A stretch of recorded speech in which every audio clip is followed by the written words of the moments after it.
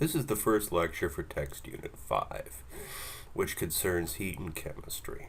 The first topic is about the relationship between heat and temperature change.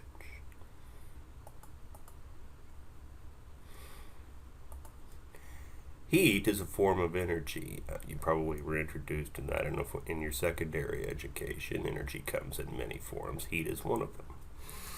In particular, heat, or how hot an object is related to its internal energy, or the internal energy of a sample of a substance.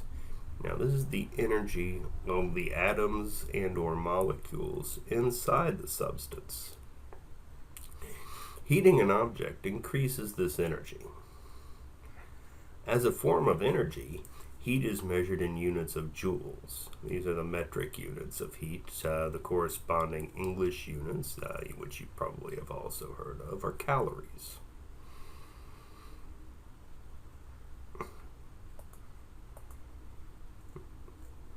Right. Well, if heat is an form of energy measured in joules or calories, what does temperature measure? Or what is the relationship between heat and temperature? Temperature is not itself a direct measure of heat or of internal energy. Energy, we just saw, comes in joules or calories if we're thinking English units. But we know that as heat is applied, the temperature increases. Question is, can we do better than that sentence? What is the relationship between heat and temperature for any object?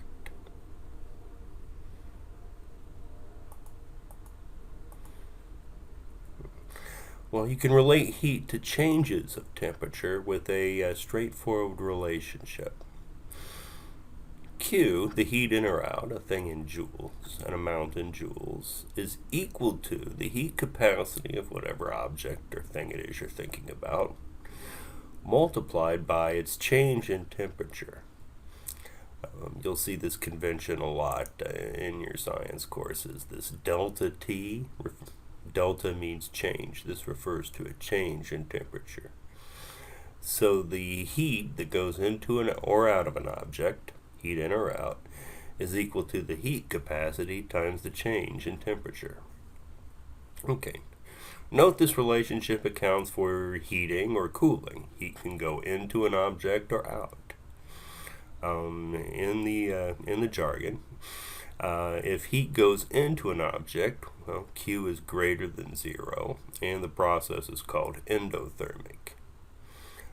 The opposite process, or reverse process, I should say, heat coming out of an object, has Q less than 0 and is an exothermic process. And be aware of what you're thinking about as the system, or the thing you're thinking about when you think about this. For example, freezing ice cubes, is that an endo or exothermic process? The answer is, it's an exothermic process. You have to take heat out of water to freeze it. Okay.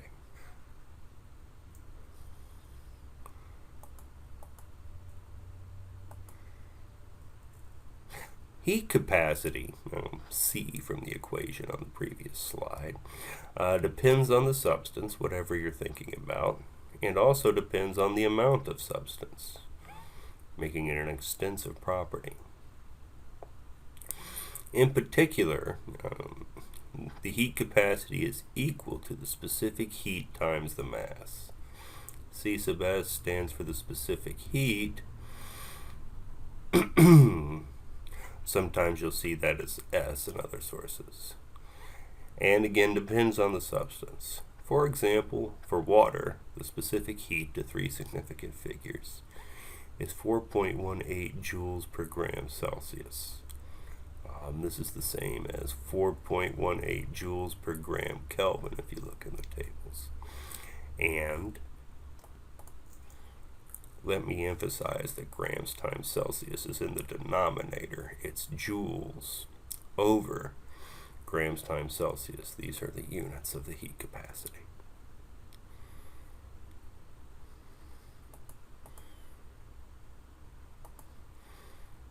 So let's try an example.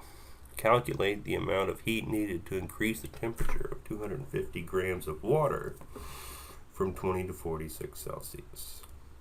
Okay. Remember, when you're doing this, that delta T is the change in temperature, which is the final temperature minus the initial temperature. All right, you attempt this before moving on to the presentation.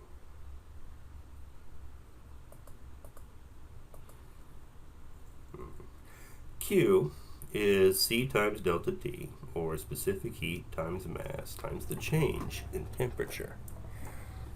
Now if I put in 250 grams times 4.18 joules per gram Celsius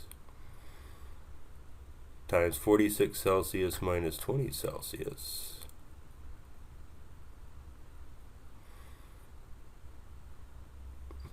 then Q is 250 grams times specific heat, 4.18 joules per gram Celsius, times positive 26 Celsius. This is the change in temperature. And the answer is 37,620 joules, which is clearly too many sig figs, or 38 kilojoules, which has the correct number of sig figs and expresses the answer in kilojoules.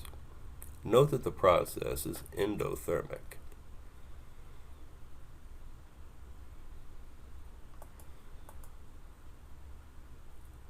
All right. Here's another example which may look more like laboratory data you gather at some point. Calculate the specific heat of copper.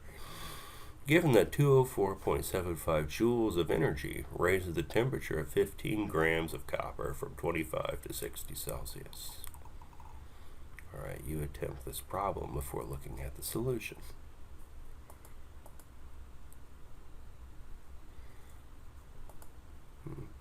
Q is again C times delta T, or mass times specific heat times delta T.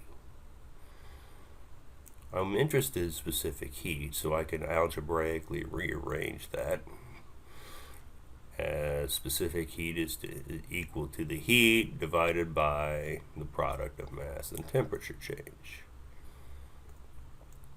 That's 204.75 joules over 15 times 35 C. The change in temperature again is positive 35 Celsius.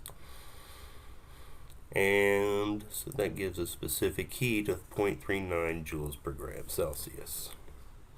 Note how the units combine to give us the correct answer in this one.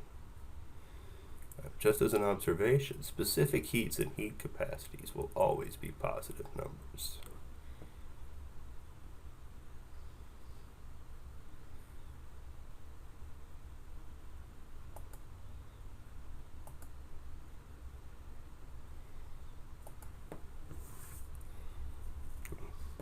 Aluminum has a heat capacity of 0.9 joules per gram Celsius. A sample of aluminum is cooled from 50 to 25 Celsius, all to two significant figures, when it loses 1536 joules of heat.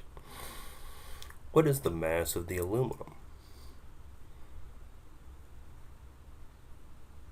Right. Attempt this problem before moving on. Note that Q in this problem is negative. The aluminum loses the heat. It's cooling. This is an exothermic process, so we have a negative Q. Change in temperature is final minus initial, and again, because it's cooling, heat is coming from it. Delta T we see is a negative number in this case, negative 25 Celsius. This is the first time that this has occurred. C is Q times delta T, and when the negative energy is divided by the negative temperature change, the negative signs cancel, and the answer is 61 joules per Celsius. Joules per Celsius, remember, are typical heat capacity units. Then, since C is specific heat times mass, mass is heat capacity divided by specific heat. We divide 61 joules per Celsius by 0.9 joules per gram Celsius. Notice that since grams is in the denominator of a fraction in the denominator, that it is moved into the numerator, and the units of our answer are 68 grams.